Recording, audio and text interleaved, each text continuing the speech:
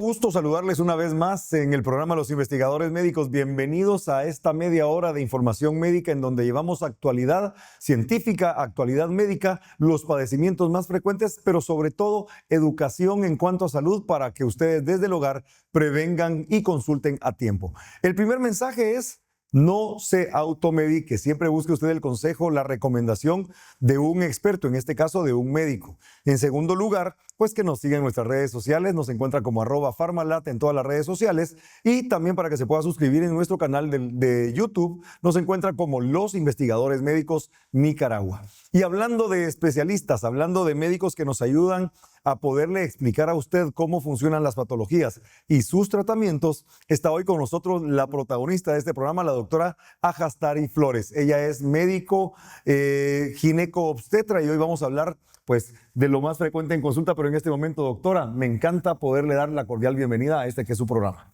Encantada y agradecida de estar aquí compartiendo. Gracias a usted pues, por aceptar esta invitación. Y vamos a hablar de la salud ginecológica. Hay temas bastante valiosos, pero no podemos dejar de preguntar esto, doctora. ¿Cuál es la principal causa de consulta hoy en su consultorio, valga la redundancia? Sí, hay muchas, ¿verdad? Pero podríamos como que mencionar una en este momento, que son los cólicos menstruales. Nosotros le decimos dismenorrea, que es cuando las pacientes tienen su menstruación y son dolores demasiado intensos y en algunas ocasiones orientan a algo que puede haber detrás de eso, que hay que investigar siempre en la consulta, pero normalmente un cólico menstrual muy intenso, la mayoría de las veces no se trata pues de algo serio y podemos mejorarlo con algún tipo pues, de medicamentos. Por ejemplo, es típico en las adolescentes cuando están comenzando sus primeras menstruaciones, y un fármaco que ha ayudado mucho es, por ejemplo, el Clordiax compuesto.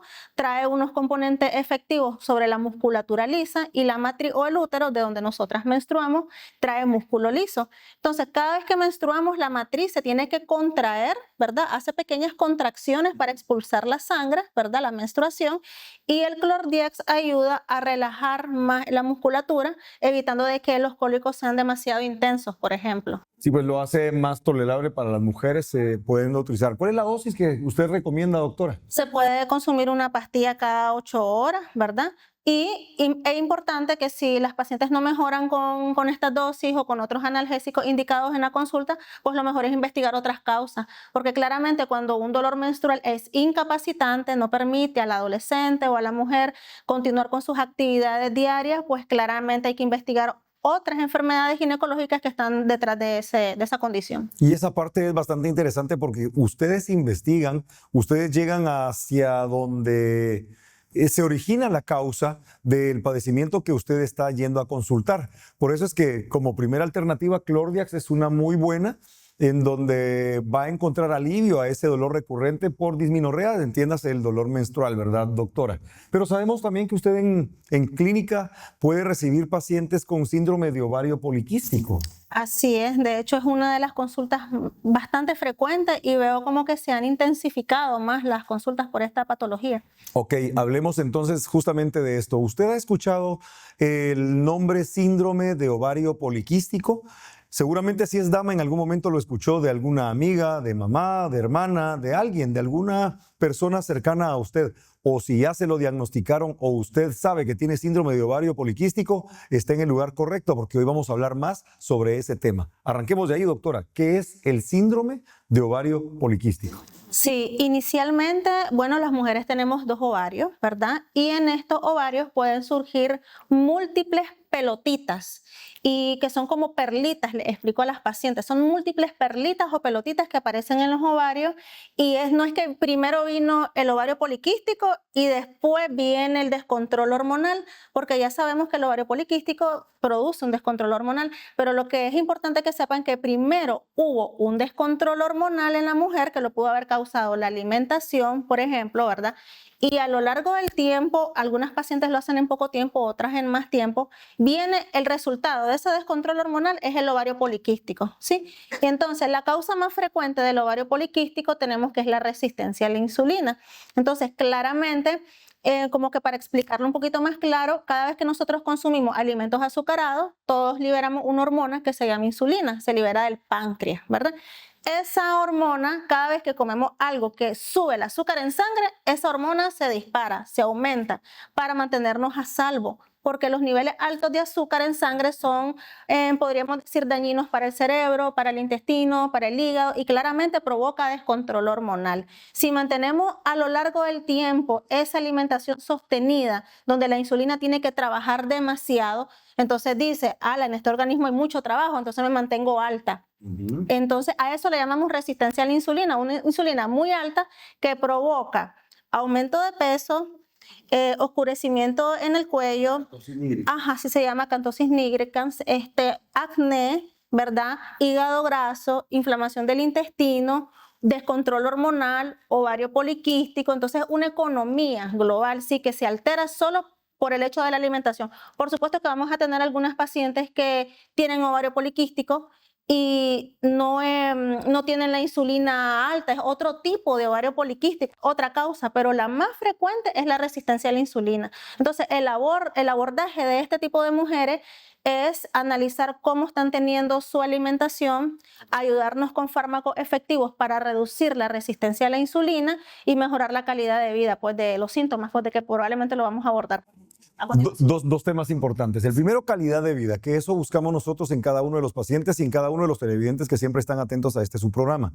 El segundo, doctora, usted me fascinó que haya mencionado el tema de la ingesta calórica, sí, de la alimentación, porque equívocamente nosotros creemos que ingestar azúcar, sí, es lo que le ponemos, ese granito que está en la mesa, que utilizamos para endulzar el café, para endulzar el fresco, etcétera.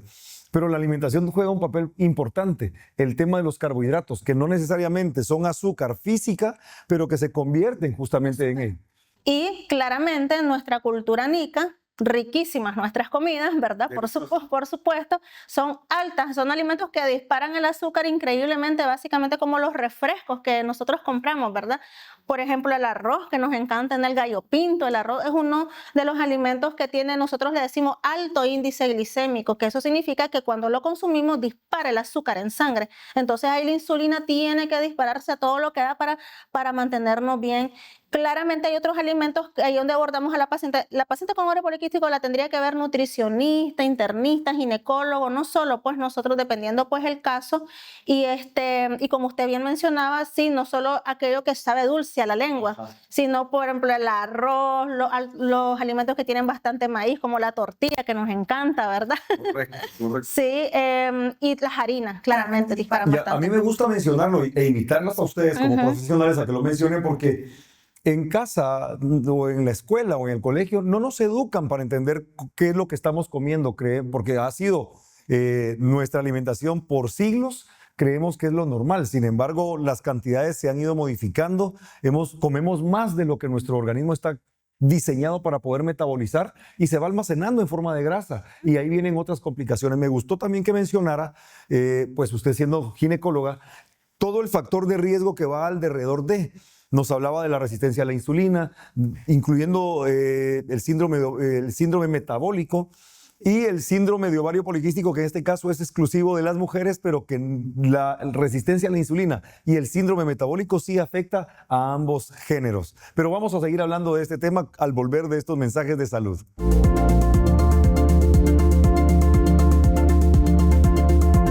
Lo más importante es su salud. Por eso, ante cualquier cambio, síntoma, dolor o manifestación, recuerde consultar a su médico. El tratamiento adecuado puede salvar su vida. La prevención hace la diferencia.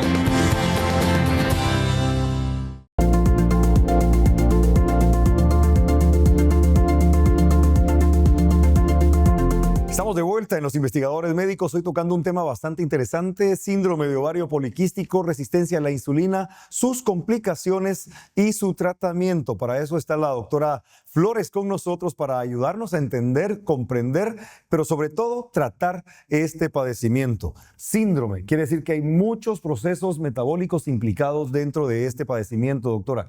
¿Cómo es la detección temprana y cuál es la forma en la que ustedes le dicen a la paciente o le podría decir a las pacientes que vayan a consultar al médico?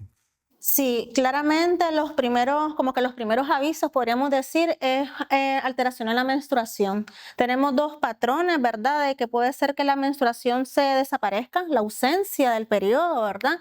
Que podríamos decir que cuando viene la menstruación por primera vez, las chicas, las niñas pueden llegar a tener periodos de ausencia de menstruación unos 3 meses, después viene, eso es como está dentro, no es alarma, ¿sí? Pero ya cuando se pasa de 4, 6 meses o ya pasaron los 18 y están teniendo ausencias de periodo de más de 3 meses, 6 meses, entonces algo no anda bien, hay que investigar. O bien las pacientes que cuando tienen su menstruación es con cólicos o dolor muy intenso, ¿verdad?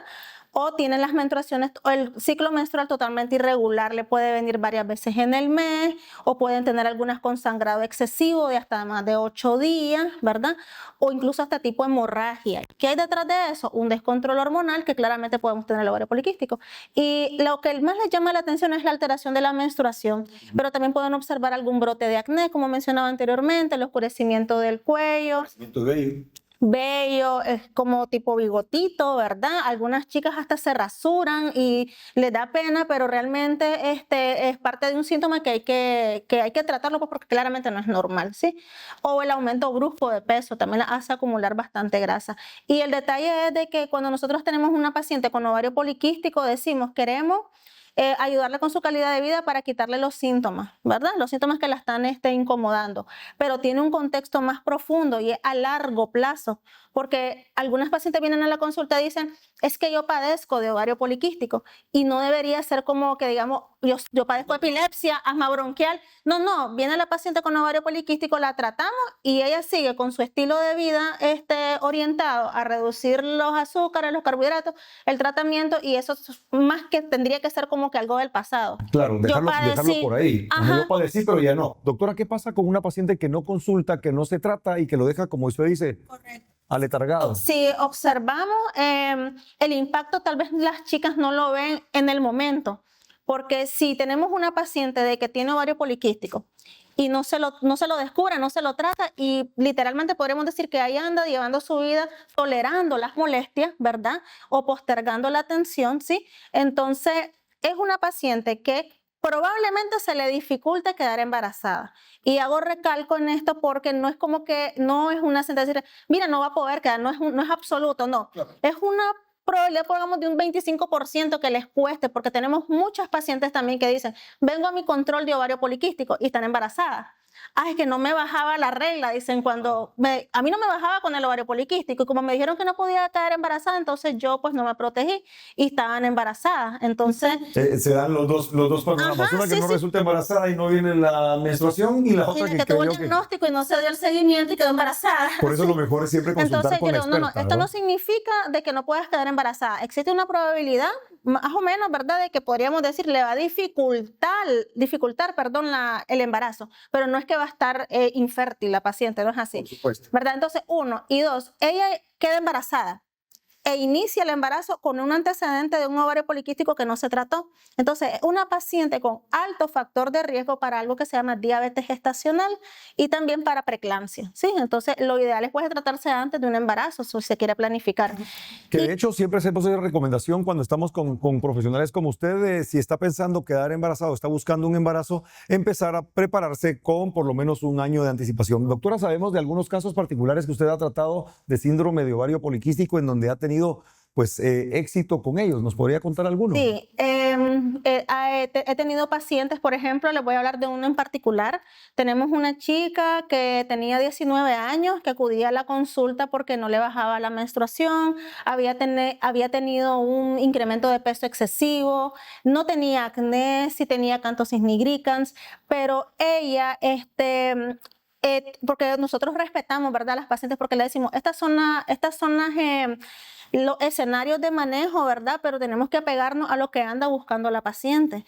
Entonces, ella decía de que lo que más le molestaba era el problema con relación a los cólicos menstruales, ¿sí? Entonces comenzamos utilizando por ejemplo, Diabesol, que tiene un efecto principal con lo que es la reducción de la resistencia a la insulina, más porque nunca podemos decir que es solo con un tipo de esquema, tiene que ser poner de parte de la paciente con lo que es la alimentación, el ejercicio, mejorar hábitos desde la calidad del sueño incluso, y vimos que hubo una respuesta notable porque tal vez a veces cada organismo es diferente. Algunas pacientes mejoran a los 6 meses, por eso le decimos 6 meses de control, tratamiento y 6 meses de control. Y si tenían ambos ovarios poliquísticos, puede ser que en uno ya no haya, y este fue el caso de ella. En uno ya no tenía y en el otro sí, entonces decimos podemos prolongar un poco más el tratamiento, sí, porque puede ser que cada organismo se adapte. Ahora, otra paciente que ya tenía 25 años, igual con ovario poliquístico, ¿verdad? Y quería un embarazo próximo. Entonces, si bien es cierto, podemos utilizar otros fármacos como píldoras para ayudarle también a lo que es el control hormonal si queremos mejorar los síntomas de sangrado abundante o que no baja el periodo. Pero si busca embarazo. Pero si busca embarazo, no tenemos que ofrecerle un fármaco para que mejore la resistencia a la insulina y no bloquearle la ovulación, que es lo que ella anda buscando la paciente, pues próximamente. Entonces, cada caso es individualizado. Se puede observar que si la paciente se apega al estilo de vida, al ejercicio, más el fármaco, por ejemplo, con Diabesol, tenemos buenos resultados. Doctora, ¿y cuál fue la resolución en ambos casos utilizando Diabesol? Sí, hubo resolución y siempre se le explica a la paciente de que no es que ahí quedó, ella tiene que continuar su estilo de vida. Nos desapegamos del fármaco, ¿verdad? Que nos ayudó en su momento a la resistencia a la insulina, pero al mismo tiempo la paciente está teniendo estrategias por ella misma con la alimentación, el ejercicio, para no volver a caer en la resistencia de la insulina que dijimos que es la causa principal. Claro, y yendo más allá, podría derivar a una diabetes, incluso si no se trata a tiempo. Es que precisamente ese es otro de los factores de las complicaciones a futuro. Entonces tenemos una paciente que a temprana edad se le detectó ovario poliquístico, no se lo trató, quedó embarazada, póngale, ¿verdad? Quedó embarazada, se diagnosticó diabetes gestacional, que es otro factor, pero si no se trata, también es una paciente candidata con factor de riesgo, que tampoco es igual, es verdad, absolutista, sino que es un factor de riesgo a desarrollar diabetes a temprana edad, por lo menos antes de los 40. Sí, porque como está relacionado, primero es la resistencia a la insulina, después es la prediabetes y después viene la diabetes, pues como tal. Y si viene de temprana edad y no se corrige, entonces ese es el final, ¿sí? Entonces, y otro dato importante es de que cuando llegan a la menopausia y ya tuvieron ovario poliquístico, ya son diabéticas, y entrar a la menopausia con ese antecedente es una candidata para un tipo de cáncer que se llama cáncer de endometrio. Entonces, cuando están jóvenes dicen, uy, está lejos que llegue la menopausia, pero es como una cadena, ¿sí? Entonces, eso es lo que está escrito. Recordemos que un factor de riesgo es la probabilidad que te ocurra algo. No quiere decir que todas las pacientes que no se trataron van a finalizar así, pues no realmente, pero está como que dentro de los riesgos que pueden ocurrir, pues si no nos tratamos a tiempo, muchos años atrás. A mí no me deja de marcar el mensaje que me daba una doctora hace muchos años que teníamos la oportunidad de conversar, que el simple hecho de ser mujer ya es un factor de riesgo para, obviamente, el síndrome de ovario poliquístico si no se lleva un estilo de vida saludable, sí, para insuficiencia venosa, para muchos problemas más, lo que usted no mencionaba ahorita, cáncer de endometrio, que no deberíamos de llegar hasta ese punto, deberíamos de bloquearlo antes de llegar a ese momento. Por eso programas como los investigadores médicos le brindan a usted la posibilidad de poder entender cómo funciona su organismo y de tomar acción a tiempo. No se despegue de su televisor, vamos a breves mensajes de salud, pero regresamos con más de los investigadores médicos.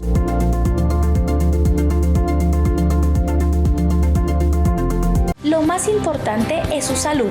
Por eso, ante cualquier cambio, síntoma, dolor o manifestación, recuerde consultar a su médico. El tratamiento adecuado puede salvar su vida. La prevención hace la diferencia.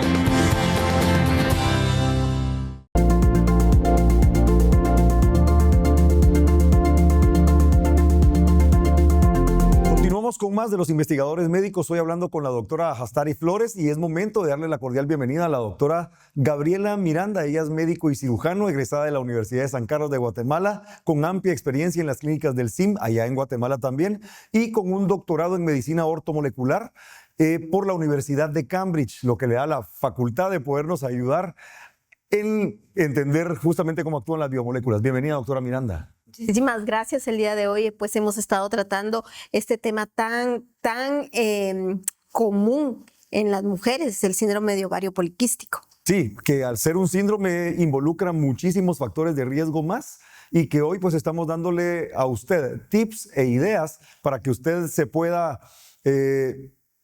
poner en acción y vaya a consultar con su médico. En este caso, pues con la doctora Hastari. Doctora, ¿en dónde está ubicada su clínica? Estoy ubicada en 2 clínicas, ¿verdad? Laboro por las mañanas en Clínica Ginecológica Integral GM, queda en Los Robles, y también ahí mismo en Los Robles estoy en Clínica Firenze por las tardes. Muy bien, doctora, seguimos hablando de síndrome de ovario poliquístico. ¿En qué momento, doctora, Diabesol se vuelve un aliado para usted? Desde que probé por primera vez la molécula, sí, me acuerdo muy bien que fue que tenía una paciente con esa misma característica, que es bastante común, que buscan un tratamiento del ovario poliquístico fuera del hormonal, porque probablemente son pacientes que, uno, o están buscando un embarazo próximamente, o dos, han tenido alguna reacción secundaria con algún componente hormonal que no quieren volverlo a intentar, ¿sí? Entonces, como es parte de la consulta del día a día, de lo que es el ovario poliquístico, entonces nosotros en la visita, ¿verdad?, constante, vamos a probar. Y como hemos tenido buenos resultados, entonces pues aquí estamos. Muy bien, gracias, doctora Hastari. Doctora Miranda, ¿por qué Diabesol se vuelve un aliado perfecto ante el ovario poliquístico, ante la resistencia a la insulina y la diabetes? Bueno, Diabesol es un conjugado de biomoléculas, entre las cuales contiene 2 ácidos grasos poliinsaturados, que son las grasas buenas. Además de esto, contiene delfinidina. La delfinidina es un polifenol que activa un proceso metabólico en nuestro cuerpo para utilizar la insulina de mejor manera. El síndrome de ovario poliquístico tiene un factor primordial, que es la resistencia a la insulina. ¿Qué es la resistencia a la insulina? Es cuando las células de nuestro cuerpo, cualquier célula, no puede utilizar la insulina como debiera hacerlo. Y si no se utiliza la insulina, no se va a utilizar la glucosa, ¿verdad? La insulina es esa llave que va a permitir que la glucosa entre a la célula. Bueno, el ovario poliquístico tiene este efecto específicamente, resistencia a la insulina. Entonces, ¿qué hace Diabesol en este caso? Y en este caso, la delfinidina, junto con estos 2 ácidos grasos que pertenecen a él, es mejorar la sensibilidad de los tejidos a la resistencia a la insulina. Es decir, nos permite utilizar la insulina. Nos da esa reacción que necesitamos que se dé en el organismo para que la célula se pueda activar, por decirlo de alguna forma. Claro que sí, es un proceso metabólico en el cual estas moléculas van a activar una especie de chip o interruptor que se llama AMPK, que es el que va a hacer este proceso metabólico de la utilización de la insulina. Entonces, debido a eso, es que Diabesol es este conjugado biomolecular que nos ayuda a mejorar todos estos procesos. Muy bien, y antes de la siguiente pregunta, de una vez se la formulo. ¿Cuál es la dosis que usted ha utilizado con las pacientes? Yo quiero recordarles, las dosis que la doctora menciona en este momento son las que ha tenido éxito con la paciente. Sin embargo, son dosis que ella diseñó para las pacientes que han consultado, no para que usted diga, bueno, lo compro en la farmacia y me lo tomo. No se automedique bajo ninguna circunstancia. Acá lo invitamos a que consulte con la doctora Hastari o con su médico de confianza. Entonces, doctora, la pregunta es para usted. ¿Cuál es esa dosis que ha utilizado? Está como que entre cada 12 horas o cada 8 horas. 2 cápsulas. Así es. Ok, ¿y la eficiencia que hemos tenido, doctora, en el caso de Guatemala también? Bueno, en Guatemala la verdad es que hemos tenido muy buenos resultados. Tanto para la prediabetes, la diabetes, la resistencia a la insulina en general, el síndrome de ovario poliquístico, por este efecto específicamente, ¿verdad? Estas patologías, la diabetes, la prediabetes y el ovario poliquístico, podríamos pensar que son patologías que se encuentran aisladas, que no tienen que ver una con la otra, pero realmente la resistencia a la insulina es el hecho que une a todas estas patologías y es sobre el cual trabajan las moléculas de Diabesol.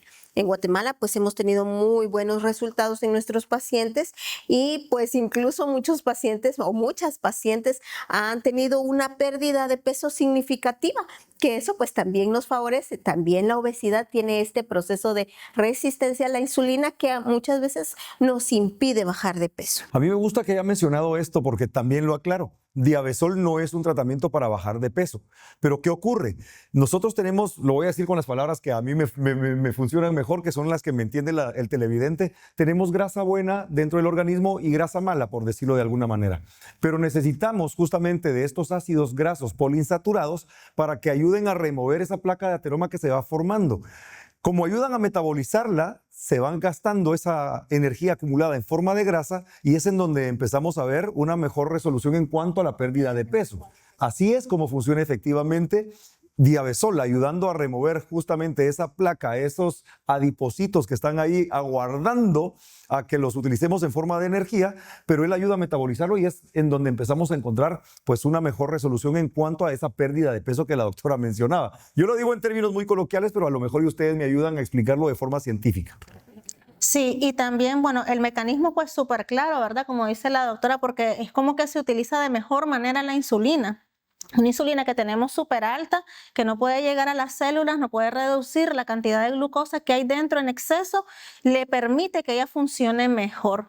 Y por supuesto, si tenemos, por ejemplo, cada especialista lo aborda diferente, porque en mi caso le explicamos a la paciente, hay que mejorar la alimentación, claro, hay que comenzar a hacer actividad física y en conjunto con el fármaco hacen una sinergia excelente. La sinergia es como que una sumatoria de todo para un bien en común, ¿sí? Igual el internista, si está abordando un paciente diabético, le pasa lo mismo. Sí, hay que controlar la glucosa, pero de la mano viene un cambio en el estilo de vida y así pues se da la mejoría. Doctora Miranda, ayúdeme por favor con este tema. La inocuidad de un producto va desde evitar daños residuales, por decirlo de alguna forma, hasta el apego al tratamiento y apego a largo plazo.